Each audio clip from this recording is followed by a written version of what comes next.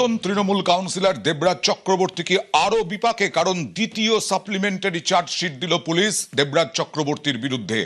1.25 কোটি টাকা, 1,25,00,000 টাকা তোলা চাওয়ার অভিযোগ। বিস্তারিত জানবো কার কাছ থেকে এই তোলা চাওয়ার অভিযোগ, কেন, তারপরে সেই ব্যবসায়ীর কি হয়েছিল, তিনি কি দিতে পেরেছিলেন টাকা, বিস্তারিত জানবো অনুপের সঙ্গে। অনুপ, দেখো, দেবরাজ চক্রবর্তী তৃণমূল নেতা কিন্তু আরো বিপাকে, কারণ তার বিরুদ্ধে দ্বিতীয় সাপ্লিমেন্টারি চার্জশিট, সেই চার্জশিট কিন্তু বাগুড়ি থানা পুলিশের পক্ষ থেকে পেশ করা হলো। যখন 6 নম্বর ওয়ার্ডের যিনি কাউন্সিলর সম্রাট বড়ুয়া, তার সহযোগী, তার বিরুদ্ধে চার্জশিট পেশ করা হলো এবং বলা হচ্ছে যে 256 পাতায় সাপ্লিমেন্টারি চার্জশিট। এখানে 2026 সালের 25শে মে 5টা 20 নাগাদ কিন্তু হাওড়ার এক ব্যবসায়ী তিনি লিখিত অভিযোগ করেন, বিনয় কুমার সিং।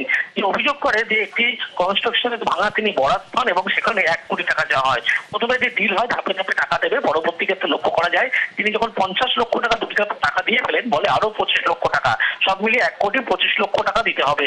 এর পরবর্তী ক্ষেত্রে যে কাউন্সিলর তার ঘনিষ্ঠ লোকজনকে পাঠায় এবং এই রফা করতে চায়, এবং এর পরবর্তী ক্ষেত্রে তিনি কিন্তু সেই কাজ কোনো মতে কিন্তু করতে পারেন না। অভিযোগ, বারবার টাকা, যে অঙ্কের টাকার বরাত চাওয়া হচ্ছিল, যে অঙ্ক তোলা চাওয়া হচ্ছিল, সেই অঙ্কে কিন্তু লাভবান তিনি হতেন না এবং 50 লক্ষ টাকা তার বউয়ের সোনা গয়না থেকে শুরু করে সম্পত্তি বিক্রি করে দিয়েছিল, এমনটা অভিযোগ। পরবর্তী ক্ষেত্রে ইতিমধ্যে সেই অভিযোগ যখন দায়ের করে বাগুড়ি থানা পুলিশ, তার তদন্তে নামার পরবর্তী ক্ষেত্রে দ্বিতীয় সাপ্লিমেন্টারি চার্জশিট, সেখানে 1,25,00,000 টাকা তোলা আদায় এবং সেখানে কিন্তু হুমকি দেওয়া হয়েছিল, এই মর্মে অভিযোগ করা হয় এবং বাগুড়ি থানা পুলিশের পক্ষ থেকে ইতিমধ্যেই দেবরাজ চক্রবর্তী, তৃণমূলের যুব নেতা, তার বিরুদ্ধে কিন্তু দ্বিতীয় সাপ্লিমেন্টারি চার্জশিট পেশ করলো, ফলে আরো বিপাকে দেবরাজ চক্রবর্তী। ওকে অনুপ, তুমি সঙ্গে